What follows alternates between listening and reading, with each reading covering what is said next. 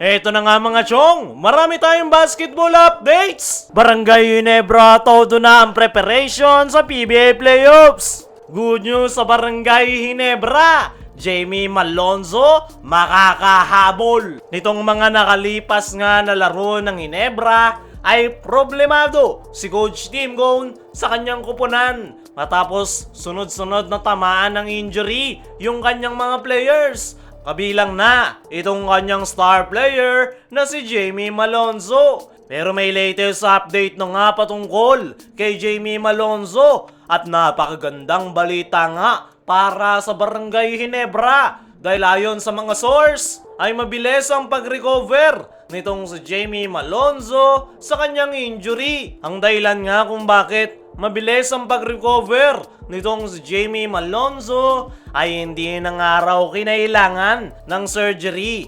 Pahinga at rehab lang ang kinakailangan nitong si Jamie Malonzo para mag-heal ang kanyang iniindang injury. At ang magandang balita ay mabilis ang pag-recover nitong si Jamie Malonzo. Hindi nga muna ito pinadadalo ng Ginebra practice para sa tuloy-tuloy at mas mapabilis ang kanyang pag-recover. Ayon pa nga rin sa mga trusted source ay nakakapaglakad na itong si Jamie Malonzo at possible raw na makahabol ito sa Barangay Ginebra ngayong All-Filipino Conference. At ang target nga na pagbabalik nitong si Jamie Malonzo ay at least semifinals o finals na. At yan nga ang dahilan kung bakit hindi na nakipag-trade ang Barangay Ginebra. Dahil kung matatandaan nyo, nitong mga nakalipas na araw ay naghahanap si Coach Tim at Ginebra Management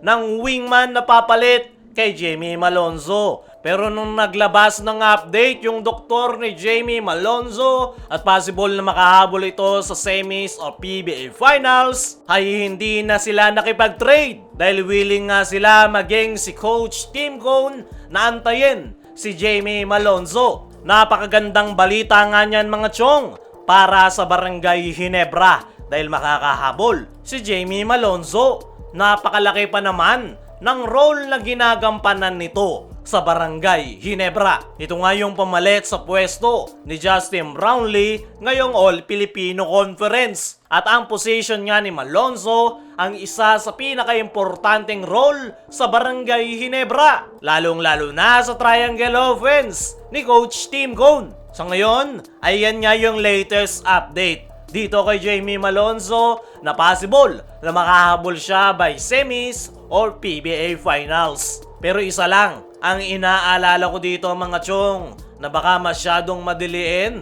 ni Malonzo ang kanyang pagbabalik sa paglalaro. Alam naman natin, nagigel itong si Jamie Malonzo na tulungan ang Barangay Ginebra dahil sa laki ng role na kanyang ginagampanan. Pero kung ako ang tatanungin mga chong, ay mas magandang mag-recover na lang itong si Jamie Malonzo at ipaubaya na muna niya sa kanyang mga teammates ang kanilang kampanya ngayong All-Filipino Conference. Mahirap na kapag minadali ni Malonzo ang kanyang pagbabalik sa laro, baka mas lalo lang lumala ang kanyang iniindang injury sa ngayon.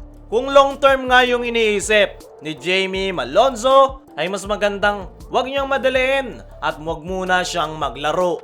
Pero hindi nga natin alam yung pinaplano ni Malonzo at Ginebra Management. At hindi rin natin masisisi ang Barangay Ginebra dahil kailangan nga nila ang serbisyo ng nasabing high-flying forward. Si Malonzo nga ang kailangan ni Coach Tim lalo na ngayong PBA Playoffs dahil sa depensang kaya nitong may contribute. So ngayon ay magandang balita na makakabalik si Jamie Malonzo at makakahabol sa kanyang koponan. Pero sana nga lang ay i-recover muna ni Malonzo ng tuluyan ang kanyang injury bago siya bumalik sa paglalaro. Kung malaki ang tsansa ni Jamie Malonzo na makahabol pa sa kanyang koponan, ay todo na nga yung preparation na ginagawa ngayon ng Barangay Ginebra para sa paparating na PBA Playoffs. Grabe na nga yung practice na ginagawa ng Barangay Ginebra kung saan 2 beses na nga silang nagpa-practice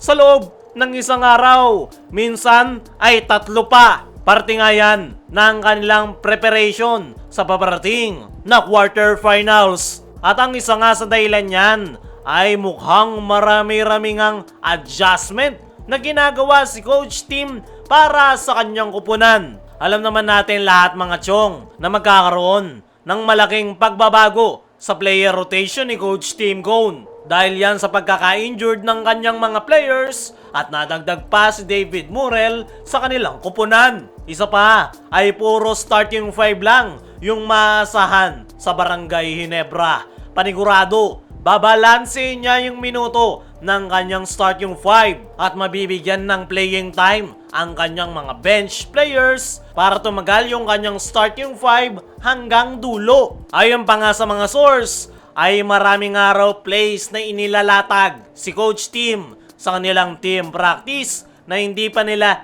ipinakita sa kanilang mga nakalipas na laro na elimination round. At very obvious nga yan mga chong, dahil alam naman natin na hindi naman lahat ng bala ay inilalabas agad ni Coach Tim. May mga itinatago nga itong plays para gamiting panggulat, lalong-lalo na pagdating ng playoffs at mga crucial games. At yan nga ang dahilan kung bakit biglang lumalakas ang Barangay Ginebra kapag umaapak sila ng quarterfinals. Sa ngayon ay todo na yung preparation ng Barangay Ginebra at talagang pinaghahandaan nila ang PBA playoffs. Ano sa tingin nyo mga chong? Malayo ba ang mararating ng Ginebra ngayong All Filipino? I-comment mo lang dyan sa ibaba.